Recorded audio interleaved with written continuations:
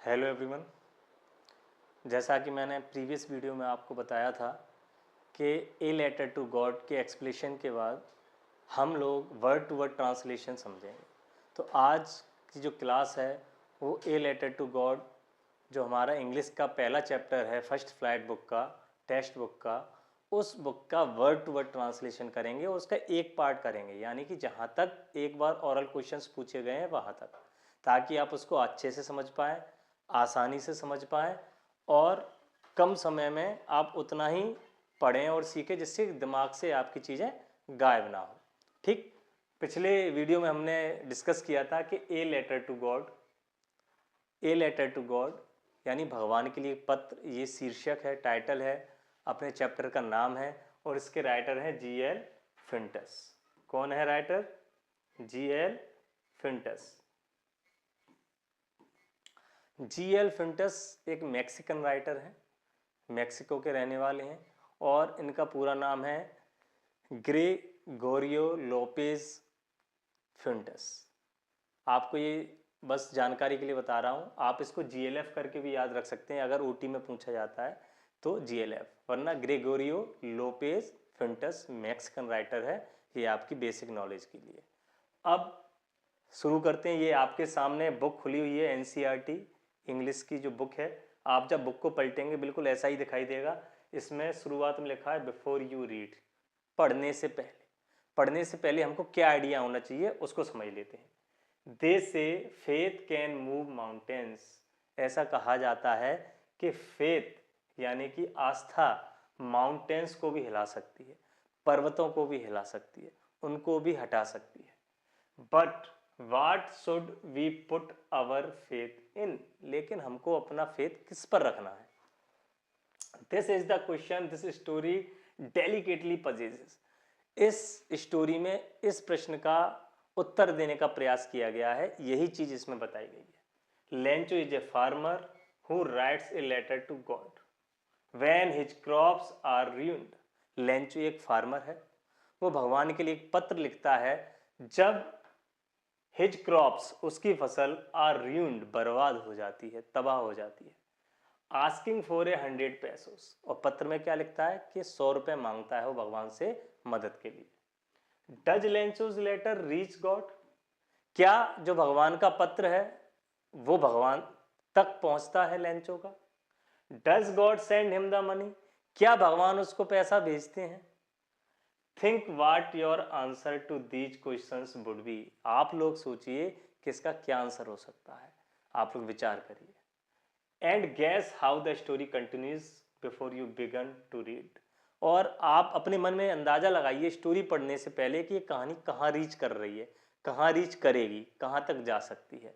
इससे ऐसा क्यों लिखा है बिफोर यू रीड? ऐसा इसलिए लिखा है ताकि आपकी मौलिक चिंतन की क्षमता बढ़े। जब आपको थोड़ा सा आइडिया दिया जाता है तो आप सोचते हैं कि ऐसा हो सकता है, ऐसा हो सकता है।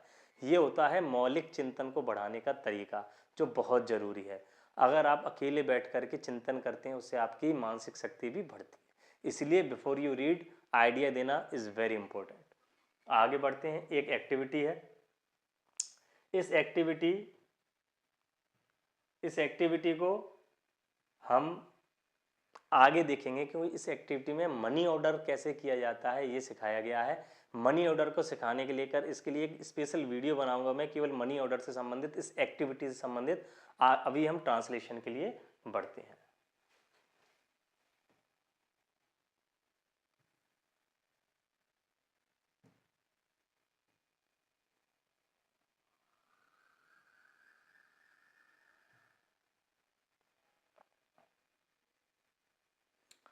ये लीजिए, यहाँ से आपकी कहानी शुरू होती है। यहाँ हम पढ़ना शुरू करते हैं।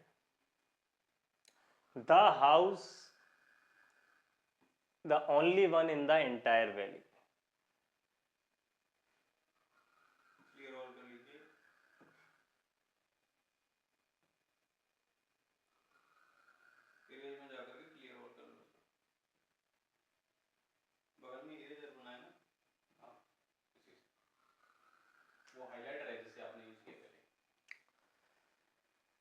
थोड़ा सा टेक्निकल इश्यू, आगे बढ़ते हैं। The house the only one in the entire valley. The house घर, the only one in the entire valley, entire यानी पूर्ण, वैली घाटी, पूरी घाटी में केवल एक ही घर। Set on the crest of a low hill, कहां पर है ये है क्रेस्ट ऑफ ए लो हिल। ये प्रश्न पूछा जाता है कि ये कहां पर है, तो ये है आपके क्रेस्ट ऑफ ए लो हिल, ये आपको याद रखना है, क्रेस्ट ऑफ ए लो हिल यानी लो हिल, पहाड़ी जो ऊंचाई जिसकी कम है उसके क्रेस्ट, टॉप पर। क्रेस्ट का एक अर्थ होता है टॉप, ये लिखा हुआ है क्रेस्ट यानी top of A hill. From this height one could see the river and the field of ripe corn dotted with the flowers that always promised a good harvest. From this height यानी जिस height पर उसका घर है, पहाड़ी की चोटी पर, वहां से कोई भी, वन का यहाँ पर अर्थ होता है कोई व्यक्ति, यहाँ पर वन का अर्थ एक नहीं है, यहाँ पर वन का अर्थ है व्यक्ति, जैसे बड़ी, वन, संबंध, somebody, वही वाला वन है। Could see the river and the field of ripe corn, वहां पर नदी को देख सकते हैं, राइप कॉर्न, पकी हुई फलों को पकी हुई फसल को देख सकते हैं, डॉटेड विद द फ्लावर्स, जिसमें फ्लावर्स निकल आए हैं। ये एक संकेत होता है जब फसल पक जाती है तो उसमें फ्लावर्स निकल आए हैं, और स्पेशली ये फसल किसकी है, कॉर्न की फसल है। कॉर्न आपको पता होना चाहिए, कॉर्न का अर्थ होता है मक्का, मक्का जिसको आप लोग भुट्टा भी कहते हैं, ये होता है कॉर्न का अर्थ, कॉर्न मान मक्का या भुट्टा। तो कॉर्न की फसल लगी हुई है, उसको देख करके समझ में आ रहा है कि गुड हार्वेस्ट, बहुत अच्छी फसल है। The only thing the earth needed was a downpour और एटलीस्ट ए शावर। एक ही चीज जरूरत है, एक ही चीज की जरूरत है इस फसल को, वो है डाउनपोर या शावर, यानी कि या बरसात हो जाए या थोड़ा सा शावर, रिमझिम बारिश हो जाए। डाउनपोर माने होती है बरसात, शावर आप लोग जानते ही हैं, जो छोटी छोटी बूंदें, थोड़ी थोड़ी बूंदें गिरती हैं उसको कहते हैं shower. Through out the morning Lencho who knew his fields intimately had done nothing else but see the sky towards the north east. Through out the morning, पूरे दिन, लेंचो, अब लेंचो का नाम पहली बार आया है, लेंचो किसान का नाम, हु न्यू हिज फील्ड्स, जो अपने खेतों को जानता है, इंटीमेटली बहुत अच्छे से, हैड डन नथिंग एल्स, उसने कुछ नहीं किया सुबह से, क्या किया, but see the sky towards the north east, north east की दिशा में केवल आसमान को देखता रहा। नॉर्थ माने उत्तर, ईस्ट माने पूर्व, उत्तर पूर्व की दिशा में। Now we are really going to get some water woman, ये शब्द है लेंचो के। लेंचो कहता है अपनी पत्नी से कि हाँ, अब we are really going to get some water, अब हमको कुछ पानी मिल जाएगा। इसका अर्थ है कि अब बरसात आ रही है, अब हमारी फसल को जो जरूरत है वो मिल जाएगी, बरसात। The women who was preparing supper, supper, supper शब्द अपने आप में बड़ा इंटरेस्टिंग शब्द है। सपर का अर्थ क्या होता है, सपर का अर्थ होता है रात्रि भोज, सोने से पहले जो खाना खाया जाता है उसको कहते हैं सपर, जो आजकल की भाषा में हम जिसको कहते हैं डिनर, पुराने समय में इसको सपर शब्द का इस्तेमाल किया जाता था। शपर मान होता है रात्रि भोज, तो वो महिला सपर तैयार कर रही थी, यानी रात्रि का भोजन तैयार कर रही थी। रिप्लाइड, उसने उत्तर दिया, यस गॉड विलिंग, वो कहती है हाँ भगवान चाहे ऐसा ही हो। The older boys were working in the field, Lencho के जो बड़े बच्चे थे वो फील्ड में काम कर रहे थे। while the smaller ones were playing near the house, और जो छोटे बच्चे थे वो घर के आसपास खेल रहे थे। until the woman called them to all, कब तक, जब तक कि उसको महिला ने नहीं बुलाया, महिला यानी लेंचो की पत्नी ने नहीं बुलाया। come for dinner, come for dinner, खाने के लिए आ जाओ। देखो यहाँ पर सपर का इस्तेमाल हुआ है, यहाँ पर डिनर का इस्तेमाल हुआ है, अर्थात सपर और डिनर एक ही बात है। सपर मतलब रात्रि भोज, डिनर भी रात्रि का जो खाना आता है उसको कहते हैं। It was during the meal that just as, खाने के दौरान ही अचानक से,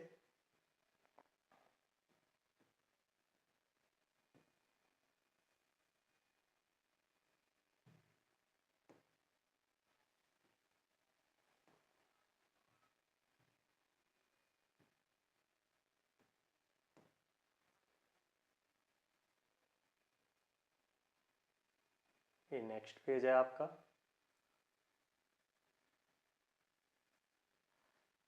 लेंचो हैड प्रिडिक्टेड, खाने के दौरान ही अचानक ही जिस प्रकार लेंचो ने प्रिडिक्ट किया था, प्रिडिक्ट मान होता है भविष्यवाणी करना, अंदाजा लगाना, तो वो होता है प्रिडिक्ट। जैसा लेंचो ने प्रिडिक्ट किया था वैसा ही हुआ। Big drops of rain began to fall, बड़ी बड़ी बरसात की बूंदें गिरना प्रारंभ हो जाती हैं। In the north east huge mountains of clouds could be seen approaching, north east वही डायरेक्शन है जो अभी जिक्र हुआ था, उत्तर पूर्व की दिशा से बड़े बड़े माउंटेन्स क्लाउड के आ रहे थे। यहाँ पर मेटाफर का इस्तेमाल किया गया है, क्लाउड्स यानी बादल, लेकिन उन बादलों को पर्वतों की संज्ञा दी गई है, मेटाफर, जिसको हम हिंदी में कहते हैं उपमा अलंकार, रूपक अलंकार, जो आपने पढ़े होंगे, यानी एक दूसरे तुलना करना, उसको मान लेना। तो ये रूपक अलंकार का उदाहरण है, जिसको हम आगे भी पढ़ेंगे ग्रामेटिकल पोर्शन में। Huge mountains of clouds could be seen approaching, बड़े बड़े जो क्लाउड्स हैं वो आ रहे हैं, अप्रोच कर रहे हैं। The air was fresh and sweet, हवा कैसी है, फ्रेश है, स्वीट है, बड़ी अच्छी लग रही है, मीठी, जो ठंडी हवा होती है जो अच्छी लगती है, जिसको हम समीर भी कहते हैं। The man went out for no other reason than to have the pleasure of feeling the rain on his body. Man का मतलब यहाँ पर है लेंचो, लेंचो जाता है बाहर, किसके लिए जाता है, केवल आनंद लेने के लिए, बरसात का आनंद लेना है, प्लेजर फील करना है रेन का, ऑन हिज बॉडी, अपनी बॉडी पर। And when he return he exclaimed, और जब वो लौट करके आता है, ही एक्सक्लेम्ड, वो चिल्ला करके कहता है, these aren't raindrops falling from the sky, ये रेनड्रॉप्स नहीं है, ये बरसात की बूंदें नहीं है जो बरसात से गिर रही हैं, दे आर न्यू कॉइन्स, ये नए सिक्के हैं। कॉइन्स मान होते हैं सिक्के, जो लेन देन की प्रक्रिया में मुद्रा के रूप में यूज होते हैं। The big drops are 10 cent, जो बड़ी बड़ी बूंदें हैं वो 10 सेंट की हैं। And the little ones are 5, और जो छोटी छोटी बूंदें हैं वो 5 सेंट की हैं। सेंट, इससे पहले हमने पैसों पढ़ा था, पैसोस या पैसो, पैसो की कंपेयर करिए आप रुपी से, और सेंट की आप इमेजिन कर सकते हैं हमारे यहाँ जो पैसे चलते हैं, पैसे, यानी कि जिस प्रकार 1 रुपये के 100 पैसे होते हैं, उसी प्रकार 1 पैसों के 100 सेंट होते हैं। ठीक है, तो ये जैसे मैंने कि पिछली वीडियो में बताया था, लैटिन अमेरिका की मुद्रा है, वहाँ पैसो एज ए रुपी और सेंट एज ए पैसे। तो जो बड़ी बूंदें हैं वो 10 सेंट की हैं, 10 पैसे की हैं, और जो छोटी हैं वो 5 पैसे की है। पैसा मैं इसलिए बोल रहा हूँ ताकि आप लोग रिलेट कर पाएँ कि सेंट मतलब पैसा। With a satisfied expression, he regarded the field of ripe corn with its flower wrapped in a curtain of rain.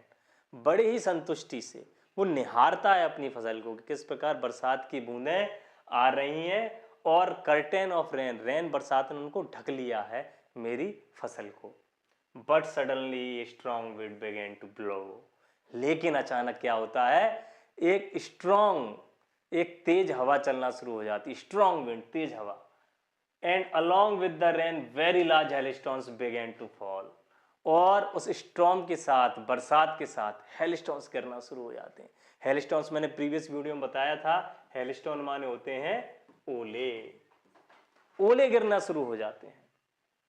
These truly did resemble new silver coins, अब ये वास्तव में न्यू सिल्वर कॉइन्स जैसे दिखने लग गए। पहले तो वो तुलना कर रहा था, लेकिन चूंकि जो बर्फ की जो ओले गिर रहे हैं वो बिल्कुल सिल्वर कॉइन जैसे दिख रहे हैं। The boys exposing themselves to the rain ran out to collect the frozen pearls, जो लड़के बाहर नहा रहे थे वो उन बर्फ के ओलों को कलेक्ट करने के लिए भागते हैं। फ्रोजन पल्स का, पल्स माने होता है मोती, फ्रोजन माने जमे हुए मोती, यानी कि ओलों को यहाँ पर राइटर फ्रोजन पल्स कह रहा है, जमे हुए मोती कह रहा है।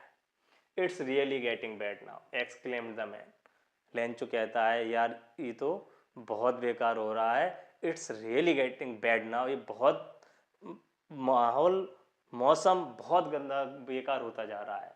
I hope it passes quickly, वो कहता है मैं भगवान से प्रार्थना करता हूँ, मैं उम्मीद करता हूँ कि जल्दी से गुजर जाए। It did not pass quickly, लेकिन ये जल्दी से नहीं गुजरता है। For an hour the hell rain for the house, 1 घंटे तक, 1 घंटे तक रेन चलती रहती है। कितने घंटे तक? 1 घंटे तक रेन चलती रहती है। These truly did resemble new silver coins, frozen pearls, getting better now. Quickly, it does not passes quickly. 1 घंटे तक चलती रहती है. The garden, the hillside, the cornfield, on the whole valley. कहाँ पर? हर जगह. वैली में, गार्डन में, हिल साइड, हिल के बाजू में, कॉर्नफील्ड, उसकी जो कॉर्न की फसल है वहाँ पर भी. The field was white as if covered with salt. जो उसका खेत होता है जिसमें कॉर्न की फसल होती है, मक्के की फसल होती है, वो बिल्कुल बर्फ से ढक जाता है. ऐसा लगता है मानो बर्फ सॉल्ट बिछा दी हो. सॉल्ट माने नमक, नमक को बिछा दिया हो. Not a leaf remain on the trees. एक भी लीफ नहीं बचती है. ये देखिए यहाँ पर आप देख सकते हैं पूरा बर्फ जैसा जो बर्फ बिछ गई है, यानी कि नमक जैसा पूरा सफ़ेद हो गया है. और ये जो फसल खड़ी है उसके एक भी पत्ते नहीं बचे हैं. ये देखिए कहीं भी पत्ते नहीं है. The corn was totally destroyed. फसल पूर्ण रूप से तबाह हो चुकी थी. The flowers were gone from plants. जो फूल थे जो बड़े अच्छे लग रहे थे, जिनको देख करके वो उसको निहार रहा था, सुबह खुश हो रहा था, वो भी वहाँ से चले गए, झर गए. Lencho soul was filled with sadness. इस लाइन को याद रखना, इस लाइन को याद रखना. Lencho soul was filled with sadness. Lencho की जो सोल है, आत्मा है, वो दुख से भर जाती है. When the storm had passed, जब स्टॉर्म गुजर जाता है, 1 घंटे तक चलता है हेल स्टॉर्म, उसके बाद जब वो गुजर जाता है, he stood in the middle of the field. वो अपने खेत के बीचों बीच खड़ा होता है. ये चित्र में आपको दिखाई दे रहा है. And said to his sons, और अपने बच्चों से कहता है, a plague of locust wood, a plague of locust wood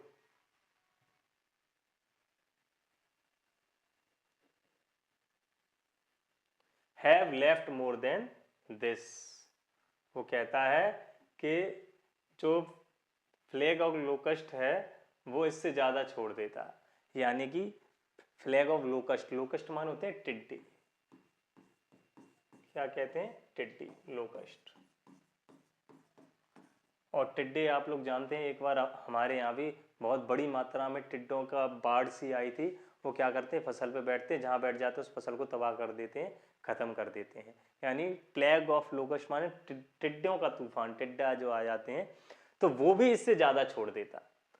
Lencho कह रहा है कि इसने तो कुछ भी नहीं छोड़ा है. The hail had nothing this year we will have no corn. और इस साल हमारे पास कोई फसल नहीं होगी. That night was a sorrowful one. वो रात लेंचो के लिए बहुत दुख भरी थी, लेंचो के परिवार के लिए बहुत दुख भरी थी. All work for nothing, all our work for nothing. वो कहता है कि पूरा समय जो हमने मेहनत की, फसल उगाने में 3 से 4 महीने की मेहनत लगती है, और पूरी जो मेहनत की वो सब बर्बाद होगी. For nothing. There no one who can help us. वो कहता है इस घाटी पर कोई है भी नहीं जो हमारी मदद कर सके. We will go hungry this year. इस साल हम पूरा साल भूखे मरेंगे. ये हमारा हो गया पार्ट 1 लेंचो. मैंने आपको बताया था 3 पार्ट में ये वीडियो बनेगी ताकि ये वीडियो कम समय की रहे. लेकिन इस सेशन को ख़त्म करने से पहले मैं आपसे प्रश्न पूछना चाहता हूँ. प्रश्न का जवाब अगली वीडियो में मिलेगा, लेकिन आप लोग इसका जवाब मुझे लगता है अभी दे देंगे. What did Lencho hope for. Lencho को किस चीज़ की उम्मीद थी? पहला प्रश्न. दूसरा, व्हाई डिड लेंचो से the rain drops were like new coins. Lencho ने ऐसा क्यों कहा कि जो रेन ड्रॉप्स हैं, जो बरसात की बूंदें, बिल्कुल न्यू कॉइंस जैसी हैं? ये भी आप लोग बड़े आसानी से बता सकते हैं. How did the rain change. Rain कैसे बदल गई? जो बरसात हो रही थी वो किस फॉर्म में बदल गई, कैसे बदल गई? What happen to Lencho's field. और लेंचो की फील्ड का, लेंचो के खेत का क्या हुआ? चौथा प्रश्न है aural question. What were Lencho's feeling when the hail stopped. जब हेल रुक गई तो लेंचो की क्या फीलिंग थी? ये 4 ओरल प्रश्न हैं. इन ओरल प्रश्न का आंसर मैं नेक्स्ट वीडियो में दूंगा. मुझे उम्मीद है आप लोग अभी दे देंगे. अगर आपने ये आंसर दे दिए तो कमेंट बॉक्स में कमेंट करके बताइएगा. और हाँ, अगर आपको कोई भी क्वेरी हो, कोई भी समस्या हो, कुछ आपको और सीखना हो, कुछ नया सीखना हो, तब भी आप अध्ययन मंच के प्लेटफॉर्म में इस वीडियो के नीचे कमेंट बॉक्स में लिख करके बता सकते हैं. और एक चीज़ और मैं आज से शुरू कर रहा हूँ. रोज़ हम एक मीनिंग याद करेंगे. वो मीनिंग जो वर्ड ऑफ द डे होता है ऑक्सफोर्ड डिक्शनरी में. रोज़ हम ऑक्सफोर्ड डिक्शनरी का जो वर्ड ऑफ डे है उसके बारे में चर्चा करेंगे ताकि आपकी वोकेब अपडेट भी हो और नए मीनिंग से आप रूबरू हो। तो शुरू करते हैं। Word of the day. आज का वर्ड ऑफ द डे है मिसकॉक। क्या बुलाते हैं इसको? मिसकॉक। आप लोग इस शब्द से भली भांति परिचित हैं, बस ये दिखने में अलग लग रहा है, लेकिन आप लोग इसको बहुत अच्छे से, ग्रामीण अंचल के जो बच्चे हैं उनको तो बहुत अच्छी तरीके से पता है। अगर मैं आपको बताऊंगा तो आप कहेंगे अरे सर इसको कहते हैं मिसकॉक। तो सुनिए ये कहाँ से आया है। इंग्लिश में ये साउथ अफ्रीका से आया है। साउथ अफ्रीका में इस शब्द का इस्तेमाल होता है, वहाँ से इसको उठाया गया है इंग्लिश के लिए। आपको पता है कोई भी भाषा तब समृद्ध होती है जब जगह जगह से उन शब्दों को उठाया जाता है। जैसे कि हमारी हिंदी है, हमारी हिंदी में अरबी की भी है, उर्दू भाषा भी है, इंग्लिश से भी हमारे ली गई है, तत्सम तद्भव भी हैं, संस्कृत से भी बहुत सारे शब्द आए हैं। इवन अब तमिल तेलुगु जो संस्कृत ओरिजिनेटेड भाषा है उनसे भी हमारी हिंदी समृद्ध हो रही है। उसी प्रकार इंग्लिश भी अलग अलग जैसे शब्द उठाते हैं और समृद्ध हो रही है। तो ये साउथ अफ्रीकन से आया है। इसका अर्थ क्या होता है पहले इंग्लिश में बताऊंगा, फिर हिंदी में बताऊंगा। हिंदी में बड़ा इंटरेस्टिंग है। A dried cow pat used for fuel और as building material. Cow pat यानी काउ का डंक यानी गाय का गोबर, जिसका इस्तेमाल करते हैं फ्यूल के लिए, ईंधन के लिए, इसलिए इसमें ड्राइड लिखा है। सूखे हुए गाय का गोबर, और सूखे गाय के गोबर को हम क्या कहते हैं? गोबर के उपले, और देहाती भाषा में कंडे, तो उसको कहते हैं मिसकॉक। और इसका इस्तेमाल एक तो होता है फ्यूल के लिए, ईंधन के लिए, चूल्हे जब जलाते हैं तब उसमें इस्तेमाल होता है। दूसरा होता है as a building material. Building material कैसे? हमारे घर में हमारी जो दादी माँ थी, जो माता जी थी, वो गोबर का इस्तेमाल और मिट्टी मिला करके, भूसा मिला करके लीपती थी, तो उसके लिए भी इस्तेमाल करते हैं, तो वो है बिल्डिंग मटेरियल। ये बिल्डिंग मटेरियल की तरह भी इस्तेमाल होता है। इस गोबर के उपलों को, सूखे गोबर को कहते हैं मिसकॉक। मुझे उम्मीद है आपको ये शब्द याद रहेगा, मिसकॉक, MISKOEK। तो आज की वीडियो हम यहीं पर ख़त्म करते हैं। कल मिलते हैं, कल नेक्स्ट वीडियो में। Thank you students, I hope you will doing better.